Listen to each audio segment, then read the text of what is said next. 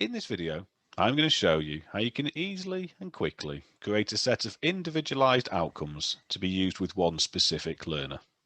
These may include targets taken from the EHCP, IEPs, and they can be a combination of any long and short-term targets that are specific to one learner.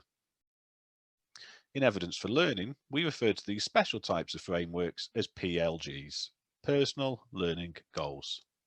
You can structure your PLGs in the way that's right for your learners at your school.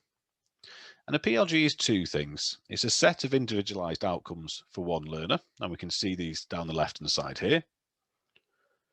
And it's also an assessment book, and that's what we're looking at here today. So the assessment book is a really powerful tool because it clearly shows you all the framework items down the left.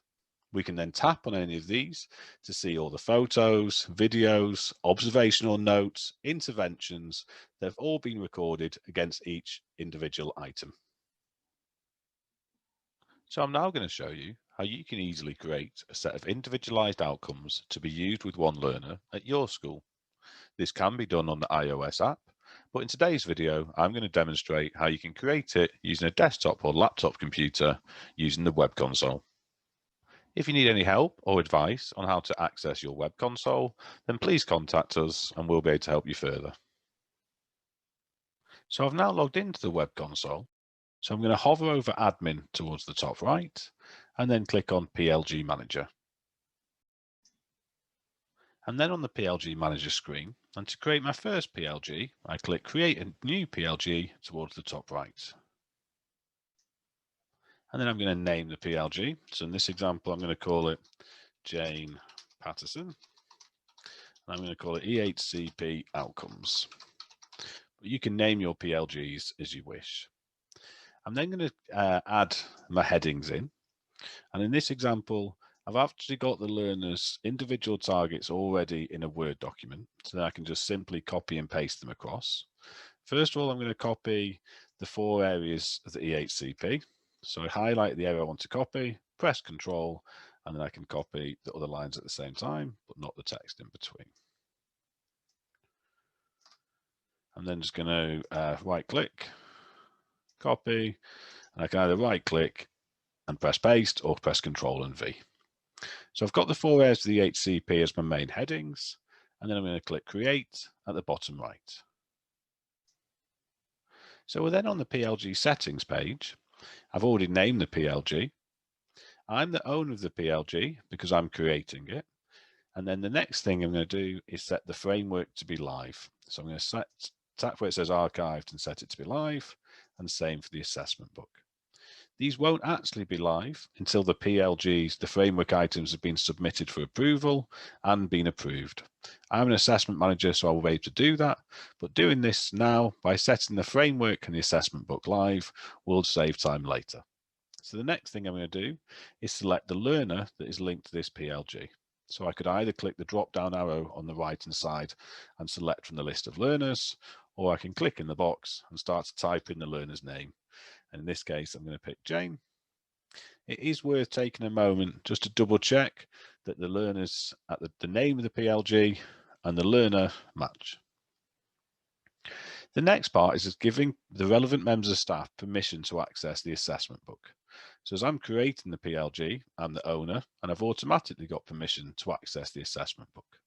Any member of staff who has the framework on their device after it's been set up will be able to capture evidence.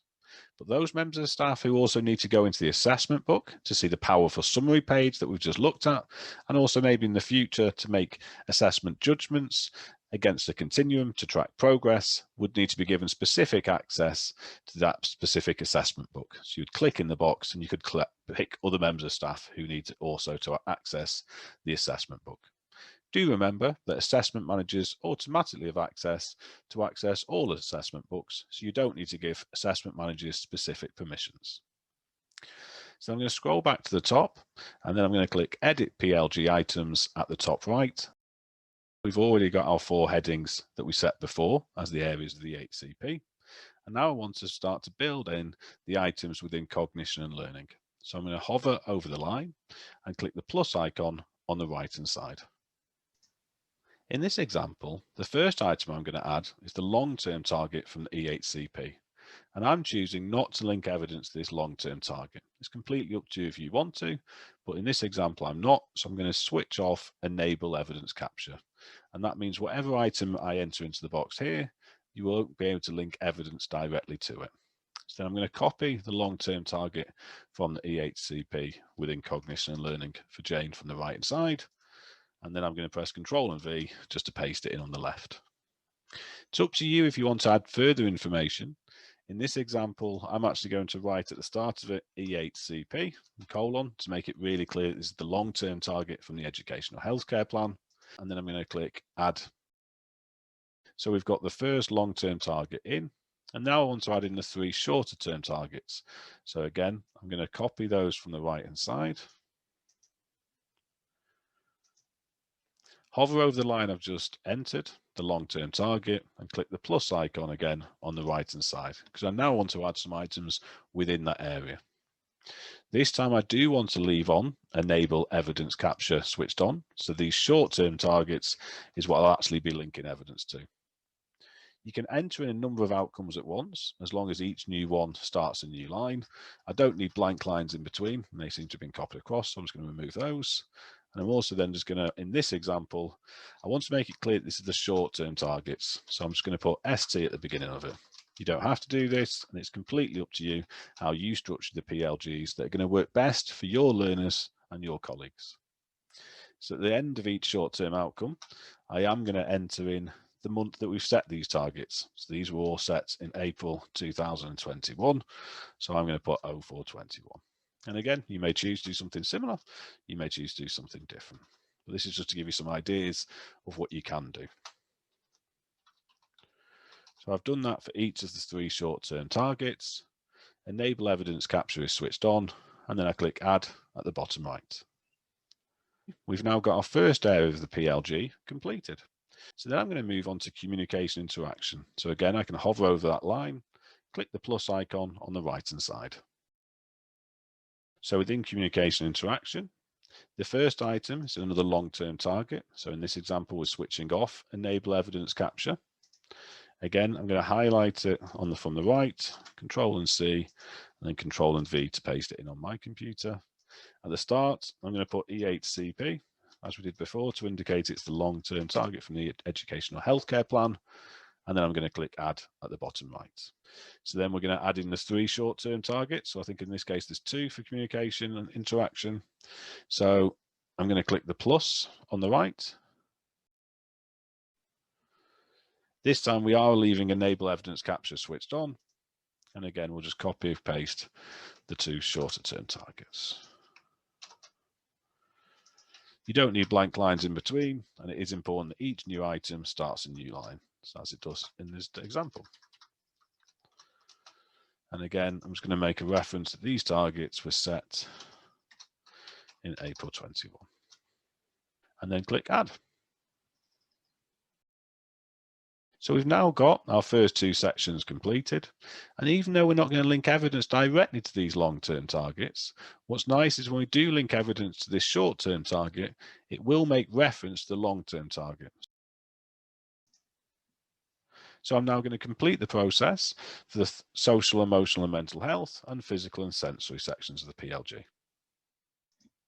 So I've now completed all 4 sections of the PLG. And I also just want to show you what some of the other buttons do that are available. So we've been using the plus button to add new items, but you can also maybe want to, if you see a spelling mistake, you might want to edit that, or you might want to change the wording of an item. So you could always use the pencil icon on the right-hand side to be able to edit an item. This icon here duplicates the wording of an item, if that's ever relevant. You've got the left and the right arrow to be able to change how the item is structured. In this example, though, I want it to be structured in a way that the text cascades down to the right, because that indicates that within the cognition and learning area of the PLG, we first of all have the educational healthcare long-term plan, and these 3 short-term plans are directly linked to it. We also have the delete icon on the right-hand side, and also you can click and hold the 3 lines to be able to move items up and down in the framework. The next thing then for me to do is to submit this PLG for a review. So I'm going to click Submit for Review, bottom right. If you then wish, you can put a reason for change, which will be recorded in the log. So I'm going to be putting creating a new PLG. It might be following annual review or parental meeting, but in this example, I'm putting creating a new PLG. You also don't have to put a reason if you don't want to, and you can just click Submit at the bottom right. To then confirm that you want to submit the changes for review, you just click Review. So now we can review these changes that have been submitted. I've done these myself, so we can see that every single item is highlighted in red. And then what I'm going to do is I'm going to click Approve at the bottom right to approve this. So if I was an assessment user, I wouldn't have the Approve button. An assessment user could do everything that we've just done, but they would then need to have the changes approved by an assessment manager. But in this example, I'm now going to click Approve at the bottom right. And then I just confirm that by pressing Approve. A success message to say that the PLG was approved, and I just click OK. I can then click back to PLG Manager at the top left. So in this video, we've created the very first PLG. There are a number of other guides and videos available within the EFL Online Resource Centre, and always feel free to get in touch if you've got any questions at all, or you want to explore how you could use PLGs at your school. You can email us at services@theteachercloud.net. For information on how you can connect with the hundreds of practitioners who are using evidence for learning, please visit our website for further information, and that is www.evidenceforlearning.net.